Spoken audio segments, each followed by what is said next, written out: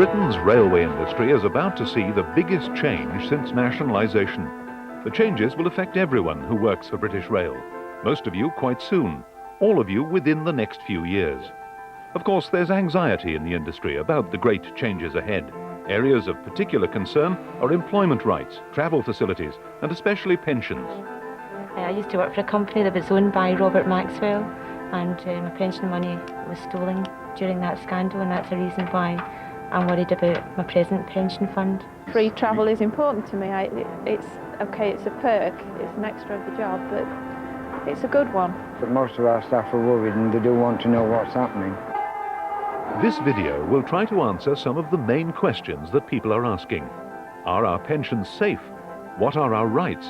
What does the future hold?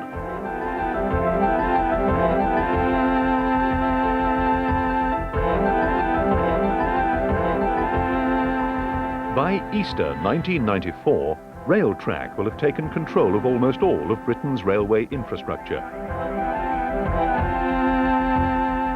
The single organisation of British Rail, with its 125,000 employees, has started restructuring. The privatisation process begins in earnest with the separation out of Railtrack. The new organisation, the jobs and the people in those jobs become a totally separate company from BR. At the same time, new train operating units are formed from the old profit centres. They'll be increasingly independent. Over time, they'll become privately owned franchise operations. Those new organisations, the jobs and the people in those jobs, will be transferred to franchisees. The freight businesses, the new infrastructure service units, known collectively as BRIS, and all BR's other support services will also be preparing to become independent companies. Over the next 2 or 3 years, they'll be offered for sale. The people with their jobs will be transferred to new employers. BR will still be operating train services and still be employing many thousands of people for some years to come. But almost everyone who works for BR now should expect to be working for a new employer before the end of their career, either Railtrack, a passenger franchise company, or a business that has been sold.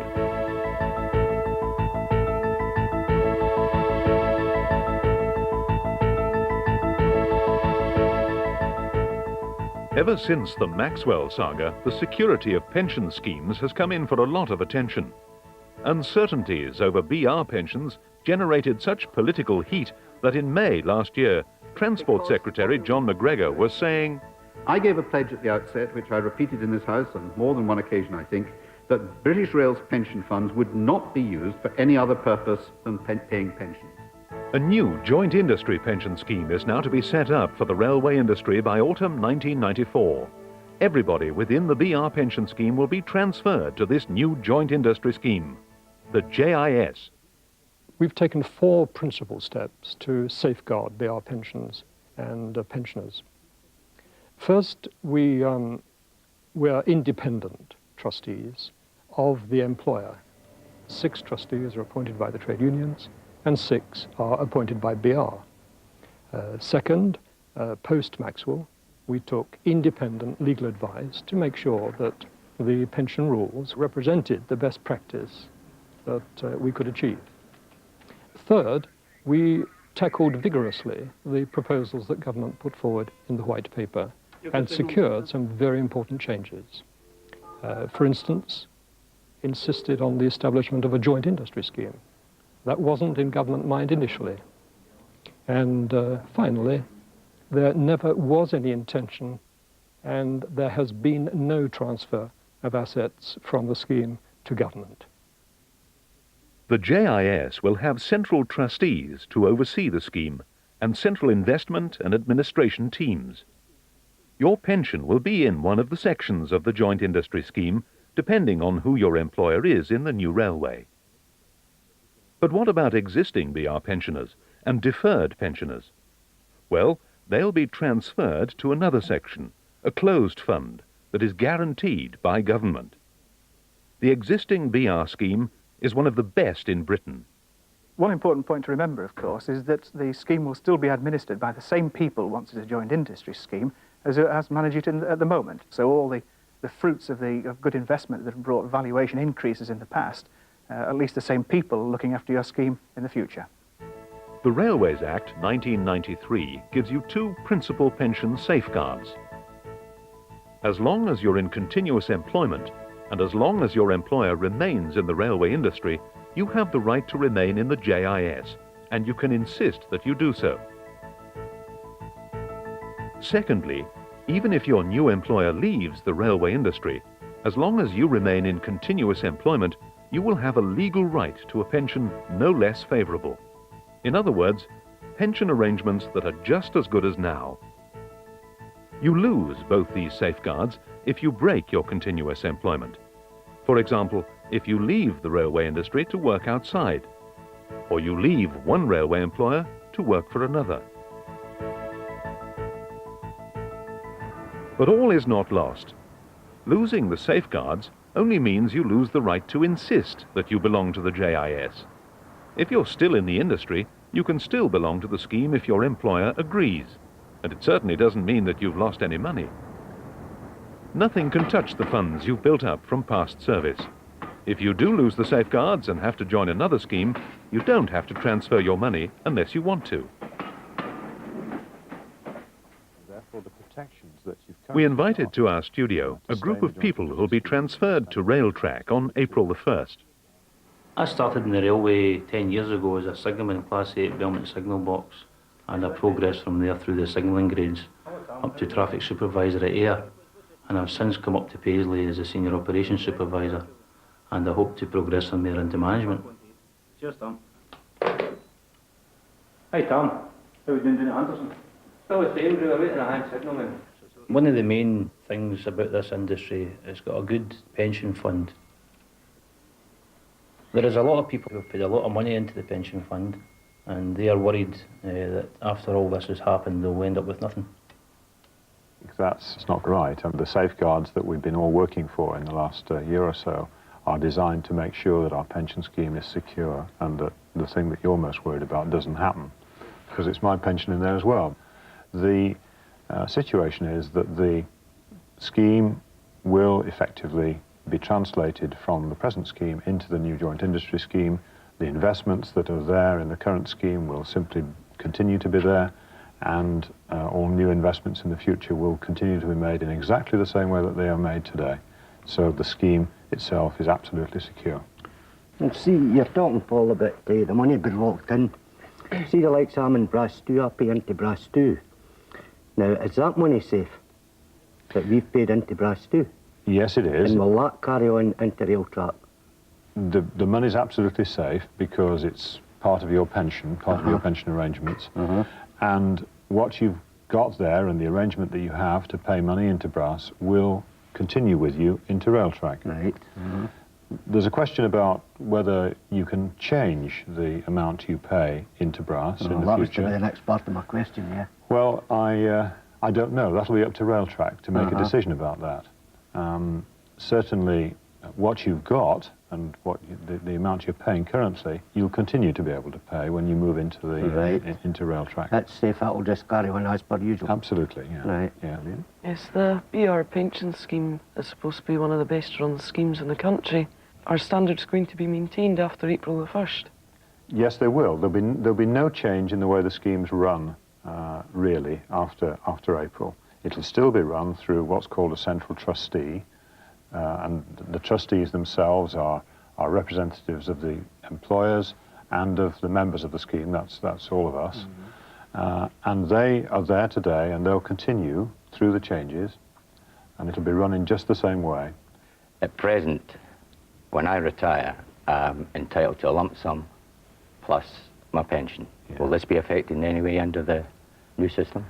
No, I mean, the arrangement that you've got will continue. The rules of the scheme are what dictate how it happens, and they are set by the trustees and can't be altered without agreement by the trustees.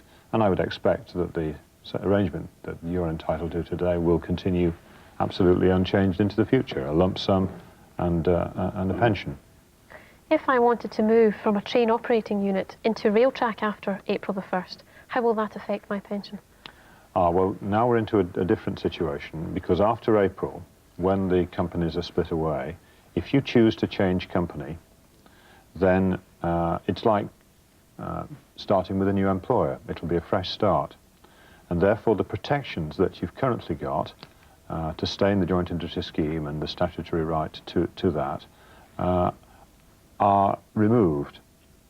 But of course, when you join Railtrack, if you join them, you'll be looking at the package they've got to offer you. They may well decide to put you into their section of the joint industry scheme. I believe that that's what they intend to do for the moment anyway, and in which case you'll simply move your what's called a transfer value from the BR section into the Railtrack section. If you go like Bobby before April the 1st, if you're on Railtrack's books on April the 1st, then it's an absolutely seamless transfer and you don't need to do anything. So, because the joint industry scheme will be managed by the same team that managed the BR pension scheme, very little will change. Your money will be just as secure, and you'll be able to carry on making brass contributions, and your new employer will have to match them. However, to be able to insist that you stay in the JIS, you must remain in continuous employment in the railway industry. Staff who are in passenger train units from April onwards will eventually be working for franchise companies. It's anything to do with passengers we'll get involved with.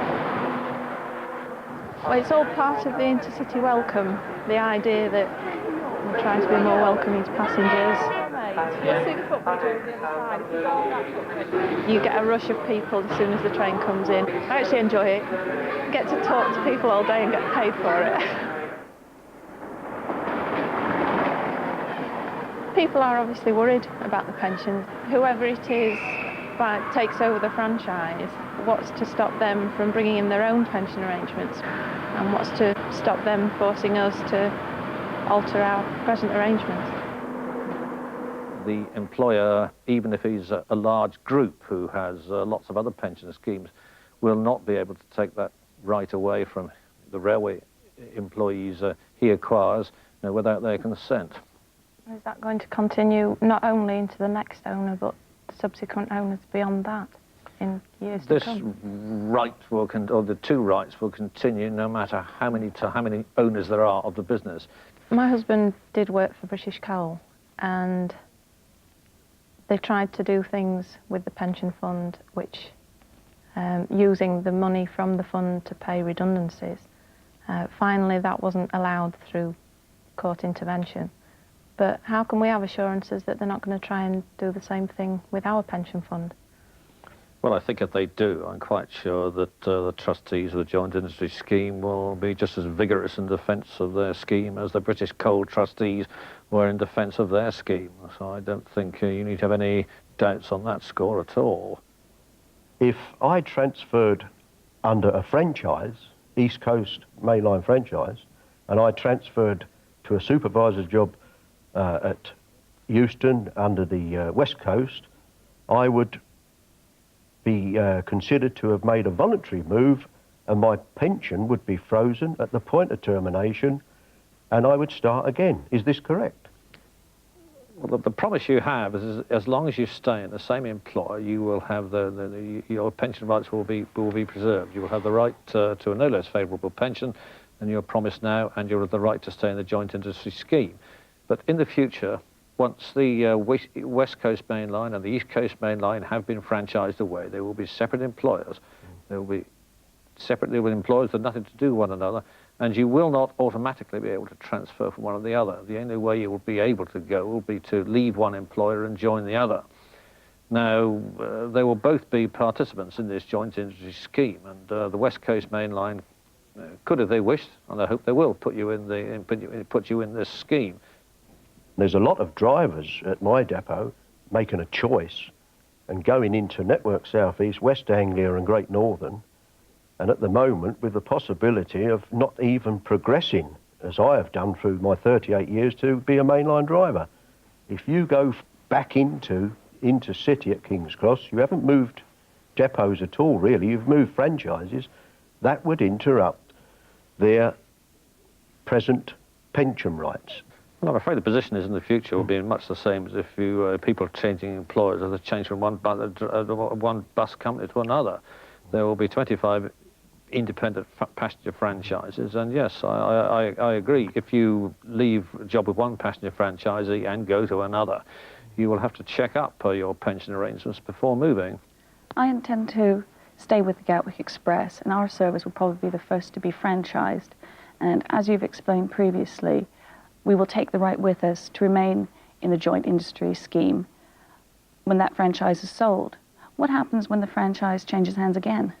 Well, if it changes hands again, you will still retain those rights. You can, no matter how many times the franchise changes, you will retain those rights. Right, and what happens if that franchise holder goes out of business?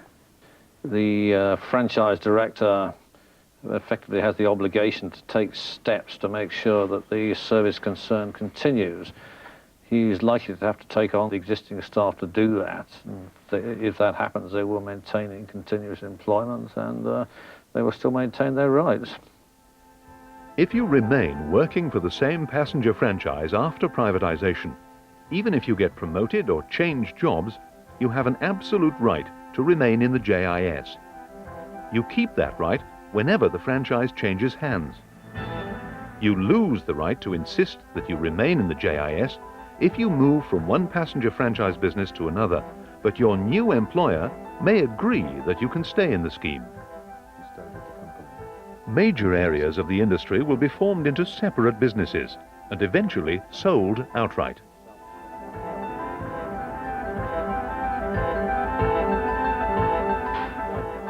I joined British Rail in 1975 and been with the railway now for almost 19 years. I've now reached the grade of supervisory in Red Star Parcels at Southampton.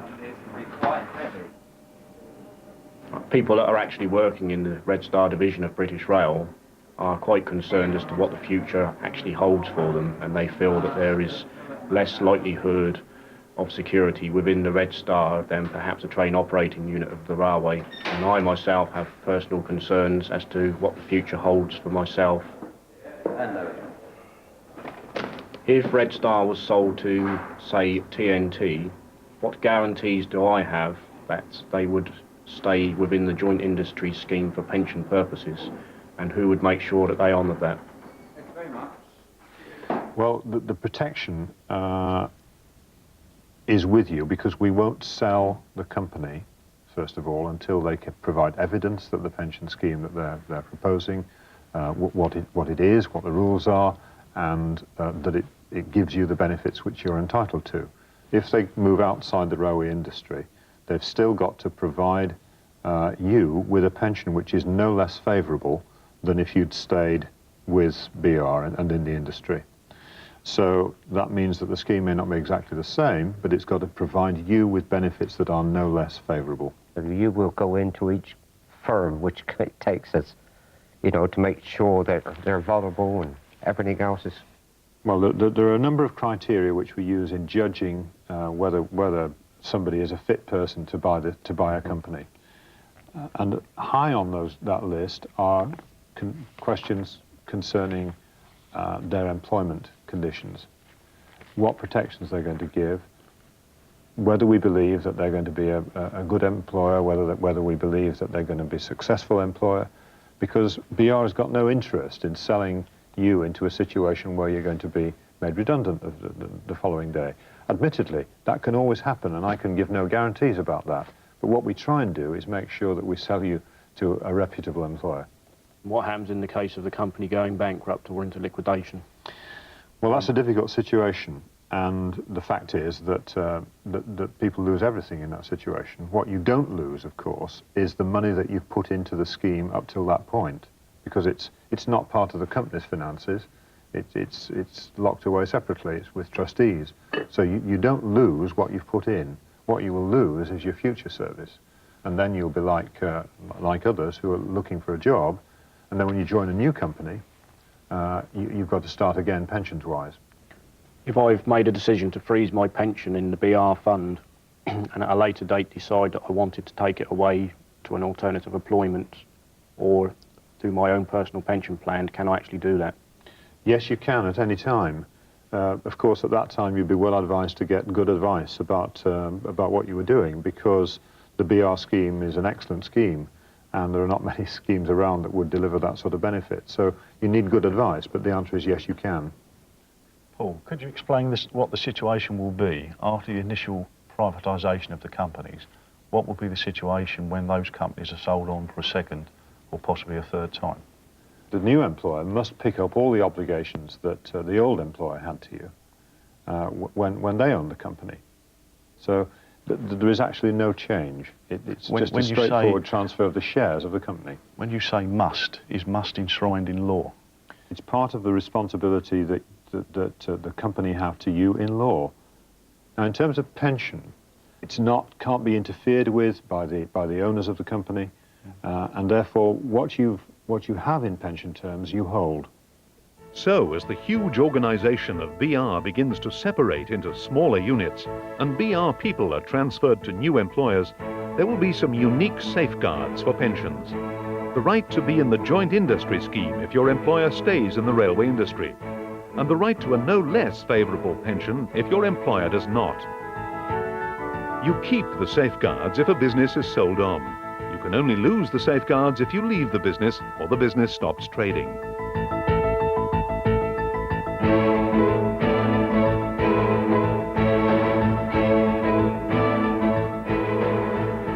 Whenever you and your job are transferred from one company to another, the pay and the conditions that you enjoyed immediately beforehand stay with you.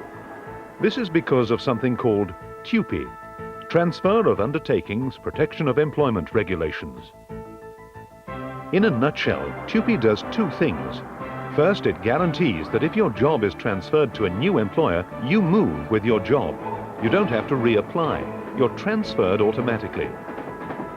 The second thing is that you take with you the terms and conditions of employment that you already have. A new employer might want to negotiate a new employment contract with you, but the contract can't be changed except with your agreement. It's your right to insist on proper negotiation of any change. Then, of course, there are some general employment rights under the law. For example, rights to maternity leave or sick pay. So what's to stop our new employer from changing our terms and conditions the day he takes over? Well, of course, any employer can always propose new terms and conditions to their employees. BR can now. But I think it's unlikely that a lot of the new employers in the railway industry will do that on day one, as you suggest. Think about what an organisation is buying. An organisation is buying the skills and the experience of the staff, often very specialist skills. It's going to want to make it with those employees and to thrive with those employees. So it's hardly likely to go about dealing with new employees in a very aggressive way that undermines their confidence and undermines their commitment to the organisation.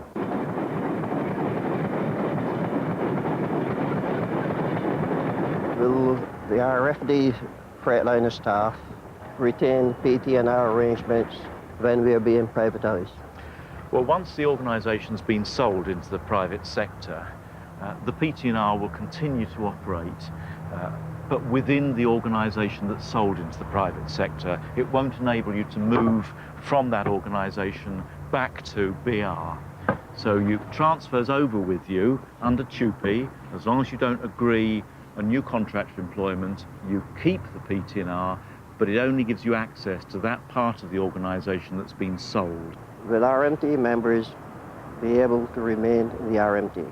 Nobody can take away your personal right to belong to the RMT, so that's secure. Indeed, if you transfer under TUPE to a new employer, and within BR, of course, RMT are recognised, then your right to trade union recognition will also transfer. There's nothing to stop the new employer subsequently raising questions of recognition, perhaps even wanting to change recognition, but nothing can take away your personal right to belong to the RMT. Under TUPE, you also keep your entitlement to travel facilities when you're transferred to a new employer. Well, concessionary travel forms part of the terms and conditions of employment of BR staff. It's part of our contract of employment.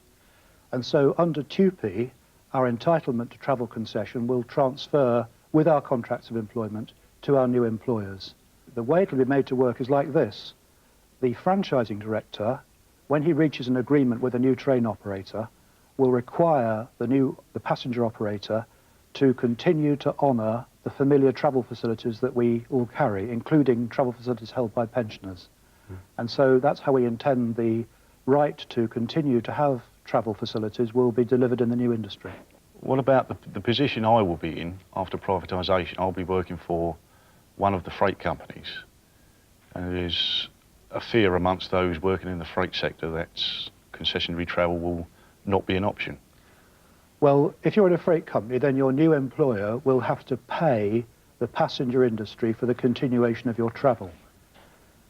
Now, our experience of past privatisations is that these kinds of employers have continued to pay for their staff's travel year by year, and we expect that to continue in the future. The point is that your right to travel will go with you to your new employment, and your new employer will only be able to change that with your consent. Certain businesses are going to offer money for free passes, basically. You know, they'll come up to you and they'll say, we'll give you X number of pounds for you to stop using free passes. That's fair enough, but what happens from a pensioner's point of view? Well, let's first of all talk about the BR staff whose new employers are going to have to pay for their travel. Of course, new employers are quite free to seek to renegotiate terms and conditions with people, but the important point is that those terms and conditions could only be changed with the agreement of the staff. As for pensioners, those who have retired prior to privatisation, their travel facilities will be entirely safeguarded, irrespective of where their former department or BR organisation goes under privatisation. So if they used to work for, say, freight, and the freight employees are going to an employer who will have to pay for the employees' travel facilities, that won't affect in any way the right of former freight pensioners to continue to enjoy travel concessions.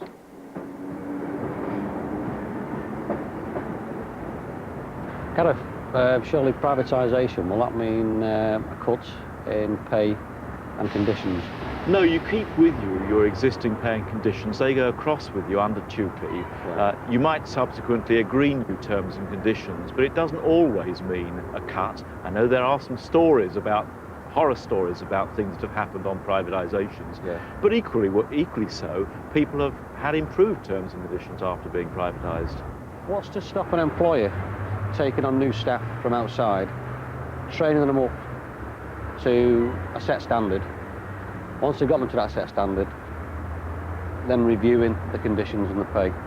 Could arise, but it's going to take years, isn't it? I mean, it takes a long time to train a railway operator, and even if you do hire somebody off the street now and train them up in operating skills, it will take 10, 20 years perhaps to achieve the level of knowledge and skill of the railway to undertake the senior supervisory and management positions. Is there any written guarantee, laid down guarantee, to say that pay and conditions will not be cut after privatisation? Well, nothing is guaranteed for life.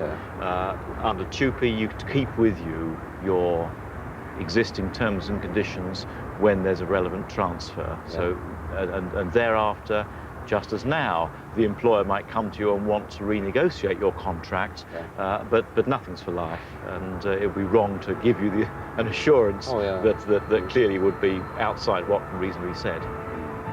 There can be no 100% guarantees about the future under privatisation, but the law does now give you some important rights and pension safeguards. You can find out more from the booklet that comes with this video. One thing is certain, the privatised industry will need all the talents and skills that BR uses now.